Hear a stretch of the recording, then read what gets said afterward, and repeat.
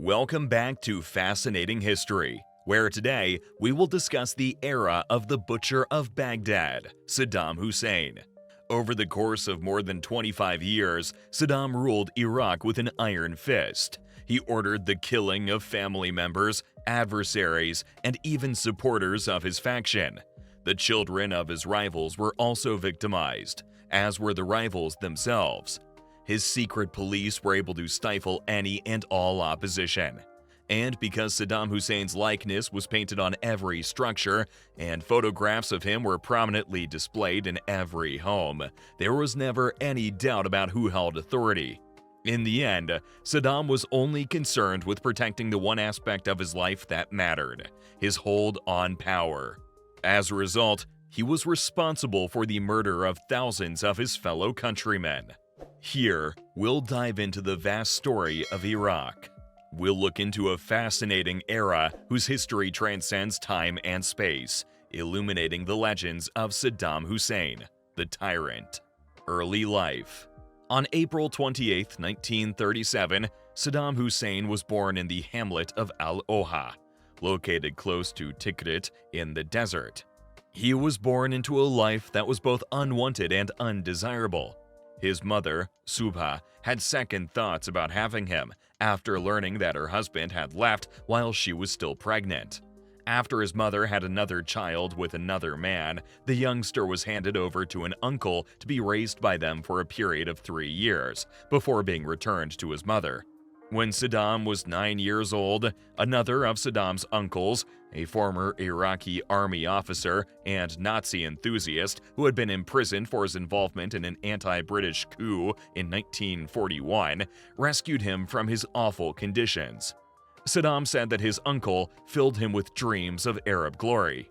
He ultimately came to the realization that he was destined for big things. In the late 1950s, Saddam Hussein joined the Arab Ba'ath Socialist Party and took part in an unsuccessful coup d'etat. He fled to Egypt to pursue a legal education there. In 1963, he returned to Iraq, but was arrested and jailed due to his involvement in political action. In 1968, he and his cousin, Ahmad Hassan al-Bakr, were co-leaders of a second coup that resulted in the Ba'ath Party gaining control of the country.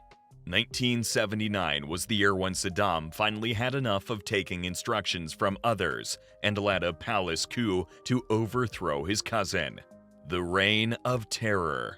In front of a crowd of 1,000 senior party leaders who were gathered in an auditorium, Saddam Hussein said that a Syrian plot against the regime had been uncovered through a Machiavellian plot captured on film. He forced a party official to acknowledge that he was involved in the conspiracy, and that there were further conspirators there. Saddam Hussein put up a show of crying over the betrayal of his pals as their names were being read out loud, and they were being brought away to be killed. After that, he took a puff from his cigar once again. Saddam, who was always concerned with his public image, tried to present himself as an important Arab leader by gifting a high-end Mercedes to the editors of the biggest newspaper in the Arab world. Photographs of him shown in heroic stances, such as riding a horse, brandishing a gun, or dressing in traditional Arab garb, were published in periodicals controlled by the state and broadcast on television stations controlled by the state. Huge statues of him stood guard all across the country, especially in the capital city of Baghdad. On the other hand, Saddam didn't do much to democratize Iraq, and didn't trust anybody other than his younger son, Qasem, and his vicious son, Uday. In August of 1995, Saddam's daughters, Rana and Rachad, together with 2 of Saddam's son-in-laws, who were also his relatives, fled to Jordan. They turned around after Saddam offered them amnesty for their crimes. As soon as they were discovered, both of the sons-in-law were promptly executed. Invasion. Saddam, furthermore, believed that his obligations extended beyond the borders of Iraq. by associating him with Saladin, a Muslim warrior from Tikrit who drove the Crusaders out of Jerusalem in the 12th century. State propaganda fueled Saladin's fantasies. After all, Saladin had driven the Crusaders out of Jerusalem. In 1980, Saddam launched an invasion against Iran, his nation's neighbor and an adversary for a very long time. He had high hopes for a speedy victory. However, the Iranians participated in a vicious battle, and as a result, the 8-year struggle left Iraq's army in ruins and without any means to defend the country. If Saddam Hussein's decision to go to war with the United States and occupy Kuwait in 1990 was a mistake, then the Iranian war was the biggest blunder of them all. In February of 1991, he was kicked out of the country by a coalition led by the United States. He attempted to motivate people all around the Arab world by firing Scud missiles toward Israel.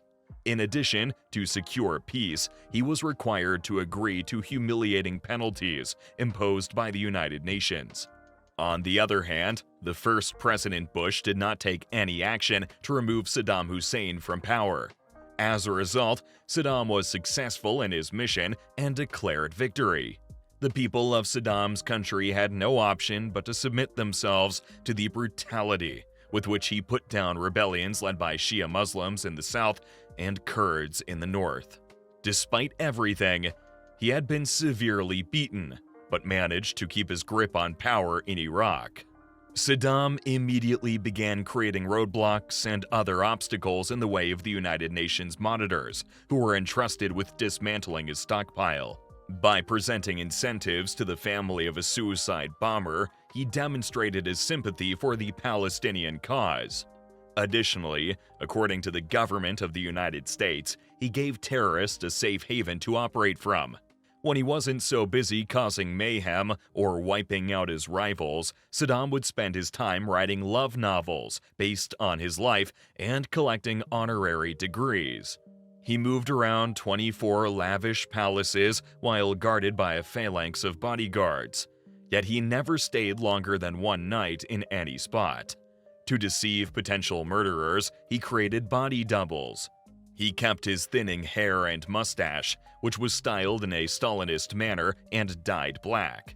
And he utilized swimming as therapy for his bad back.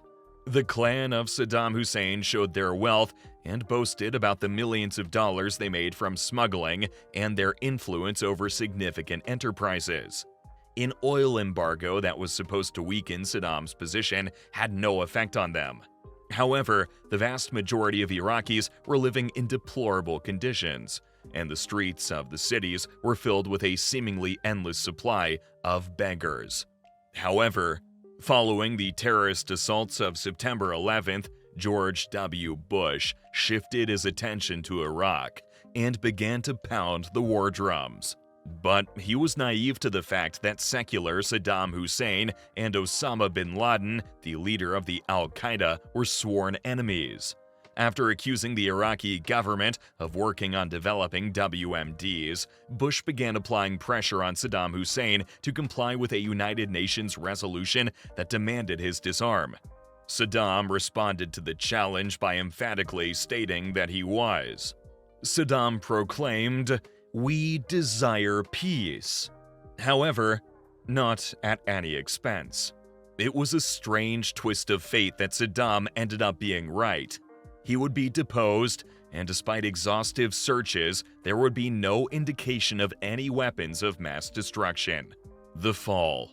On March 20th, 2003, forces headed by the United States of America began assaulting Iraq. A few days later, on April 9th, American soldiers successfully took control of Baghdad.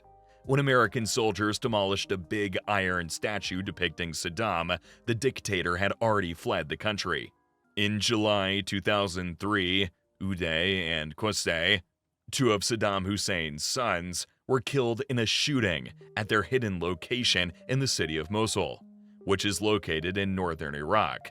Their father managed to evade arrest for a few more months, Until, on December 13, 2003, American forces discovered him hiding in a cave close to his hometown of Tikrit and released him from the confines of the mud hut where he had been hiding. The once omnipotent despot may be seen in images groveling and abasing himself before his American captives as they checked his hair for lice. However, Saddam did not maintain his submission for very long. In October 2005, when he stood in court for the 1982 killing of 148 Shiites in the town of Dujail, located in the north of the country, he was bellowing defiance at the judge. On the other hand, Saddam and two other co-defendants were found guilty and sentenced to death on November 5, 2006. And on December 26, 2006, the Iraqi Supreme Court confirmed their death sentences. So, do you think Saddam Hussein deserved such a sentence? Please let us know your responses in the comment section below, and don't forget to like and share. Also, hit the subscribe button to find notifications on the latest uploads on the channel. And, as always, see you in the next video.